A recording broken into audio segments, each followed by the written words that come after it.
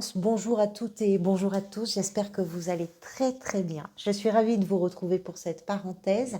Merci pour votre présence. Alors la parenthèse, pour celles et ceux qui ne connaissent pas, c'est un tirage court, une sorte de mise en lumière comme ça, sur peut-être une circonstance de vie, sur un questionnement que vous avez, sur une relation, sur une réflexion. À vous de voir évidemment comment ça s'adapte le mieux par rapport à votre situation et votre réalité. Et c'est évidemment à condition, et j'insiste beaucoup, que vous vous reconnaissiez dans ce tirage et que ça ait du sens pour vous.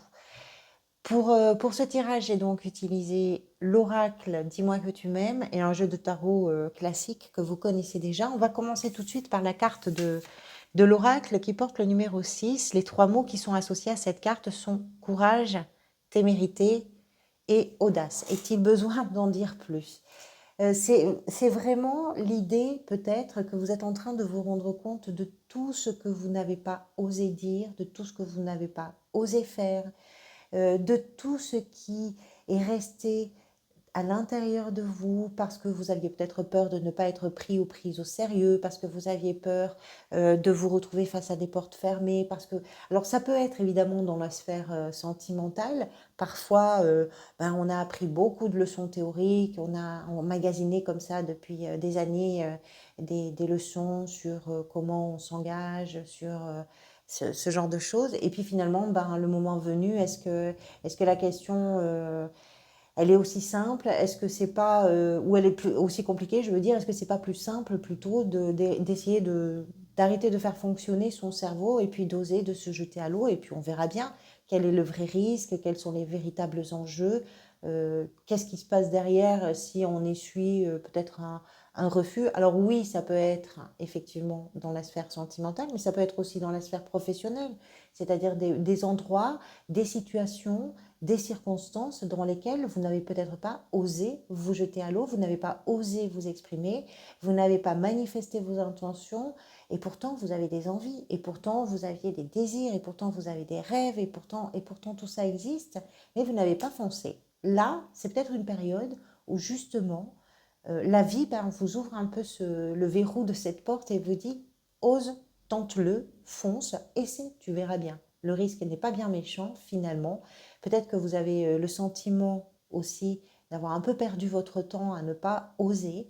Et là, il est peut-être temps pour vous d'oser quelque chose. C'est ce que vient de nous raconter cette carte. La situation qui peut être concernée par ça est représentée par l'arcane tempérance. Euh, Tempérance, comme son nom l'indique, hein, c'est vraiment l'arcane de la tempérance, de la modération, de la fluidification des situations. C'est une carte de guérison émotionnelle. C'est-à-dire que tout d'un coup, on est capable de réaliser des choses qui pouvaient à un moment sembler très impossibles ou inaccessibles ou surprenantes ou inimaginables. Là, vous êtes sur une période durant laquelle vous êtes capable de réaliser des choses. Qu'est-ce que vous êtes capable de réaliser? Par exemple, comme ce personnage, de faire couler l'eau qui est dans une coupe en bas vers la coupe du haut. Et ça paraît tout à fait normal, ça paraît tout à fait naturel. C'est-à-dire que tempérance, ce qu'elle vient mettre en évidence, c'est votre capacité là, dans une situation qui peut être professionnelle, familiale, sentimentale, amicale, c'est cette capacité que vous avez à gérer vos émotions, à faire en sorte d'aller vers quelque chose qui vous répare de l'intérieur. C'est fluide, ça coule, ça roule tout seul. Il y a quelque chose comme ça. Mais ça roule tout seul parce que vous êtes en état de laisser les choses un peu se vivre.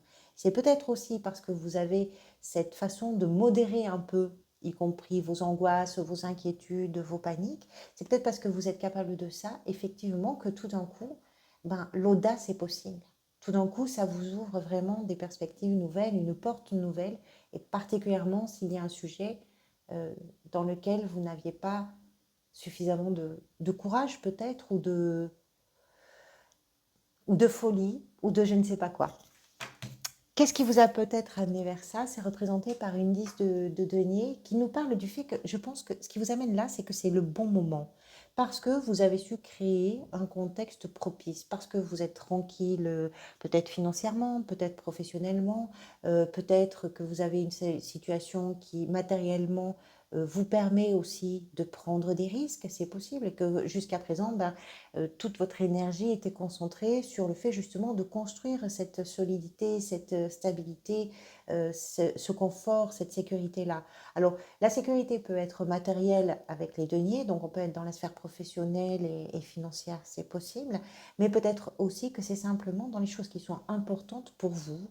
Et ce qui était important pour vous, c'était d'arriver à construire votre quotidien dans ce qui peut être rassurant, réconfortant, fiable et suffisamment solide en tout cas pour que vous puissiez vous sentir en état de franchir un cap, de faire un pas différent. Votre état d'esprit, deux cartes qui sont venues, la justice et la 9 de bâton. L'état d'esprit, il est très clair. Vous avez envie de prendre des décisions, vous êtes capable d'analyser très correctement les situations, vous êtes capable de vous rendre compte des pour, des contre, de votre point de vue, du point de vue des autres, du point de vue d'une équipe. Enfin, vous comprenez l'idée. La justice, en fait, c'est quelque chose qui vient à la suite d'un long processus de réflexion et de prise en compte de toutes les options, de toutes les parties, donc d'une prise en compte très globale et générale pour pouvoir statuer, pour pouvoir trancher, pour pouvoir décider. Votre état d'esprit, il est à la prise de décision, avec une 9 de bâton qui l'accompagne, qui nous explique quand même qu'il peut y avoir une forme de fatigue physique peut-être pour certains, et de fatigue psychologique. Mais c'est pas qu'une carte de fatigue. On voit bien les stigmates, ce personnage est blessé, il se tient à ce bâton. C'est pas que ça. La 9 de bâton précède donc la 10 qui est une fin de cycle, c'est-à-dire que vous avez probablement conscience, si ça vous parle, hein, tout ça, que vous êtes en train d'accéder, je dirais, à la dernière marche de ce que vous avez envie, vous, d'accomplir, de trancher, de décider et de poser clairement dans la matière, de statuer d'une certaine façon. Cette fatigue-là, finalement, vous tenez bon, elle ne vous absorbe pas, elle ne vous empêche pas d'aller au bout parce que justement, vous êtes un peu, je dirais, sur l'énergie des derniers pas de la...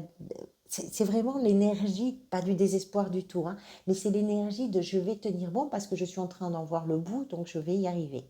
L'idée qu'il y a aussi une forme d'énergie un peu sur la défensive avec la 9 de bâton, parce que tout ce que vous avez fait pour en arriver là, je pense qu'il n'est pas question pour vous de laisser qui que ce soit pouvoir le mettre en péril. Osez, d'accord, prendre des bonnes décisions ou des décisions tout court que vous n'aviez peut-être jamais osé prendre jusqu'à présent, c'est d'accord aussi, mais ça vous appartient, c'est votre histoire et personne ne va raconter votre histoire à votre place, c'est un peu ça. Ce qui peut venir vous aider comme énergie, c'est représenté par une 5 d'épée. La 5 d'épée est associée à des conflits, à des situations qui sont instables, qui sont génératrices de stress. Et la 5 d'épée, effectivement, on est dans le conflit. Ça discute jusqu'au bout de la nuit, ça n'aboutit à rien, ce sont souvent des discussions qui sont stériles. Alors, ce n'est pas le grand chaos ou le grand drame, c'est juste qu'on n'arrive pas à se comprendre, on n'arrive pas à s'entendre, on n'arrive pas à opposer un argument, on a envie d'avoir raison, on a envie d'avoir le dernier mot. Tout ça, je pense, alors c'est pas ça qui vient vous aider, tout ça, justement, c'est ce que vous ne voulez plus. Et ce qui vient vous aider, c'est de trouver le moyen de vous sortir de ce genre de situation qui n'en finissent pas, qui n'apportent rien, qui ne font absolument rien avancer, qui ne vous permettent pas à vous de pouvoir justement mettre en valeur vos véritables envies, vos véritables désirs. Parce que ça discute trop. Alors ça peut être effectivement avec un environnement, ça peut être également à l'intérieur de vous. Parfois, on est en conflit permanent avec soi-même. On ne s'en rend pas forcément compte. On a envie de faire quelque chose, mais la raison nous fait dire que non. La responsabilité nous fait penser que le contexte ici et là fait que j'aurais bien aimé le faire, mais je ne vais pas le faire parce que... Et on trouve toujours d'excellentes raisons. Mais finalement, on crée comme ça des sortes de petits nœuds qui font qu'on est on travaille sur la frustration plutôt que sur l'envie et les désirs. Et je pense que là, ce que vous voulez, vous, c'est dépasser la frustration pour donner un peu d'espace et un peu de vie à vos envies et à vos désirs. Tout ça pourrait déboucher sur quoi? On a tempérance ici, on a une 6 de denier ici, qui nous parle vraiment d'un équilibrage. La 2 justice, vous êtes en train de remettre vraiment le curseur au bon endroit.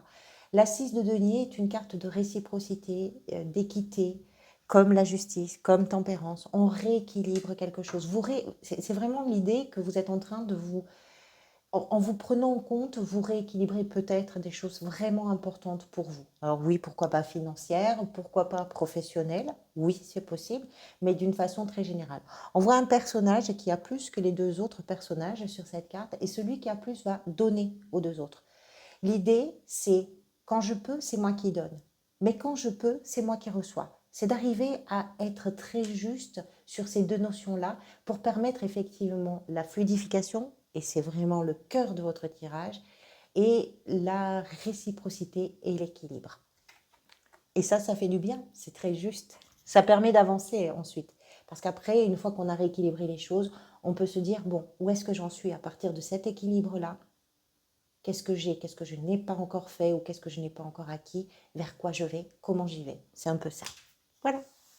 Merci pour votre présence, merci pour tous vos retours. Je vous retrouverai bientôt pour les mensuels. En attendant, prenez soin de vous, prenez soin aussi des gens que vous aimez, c'est important. Et puis profitez surtout de l'instant présent. À très bientôt.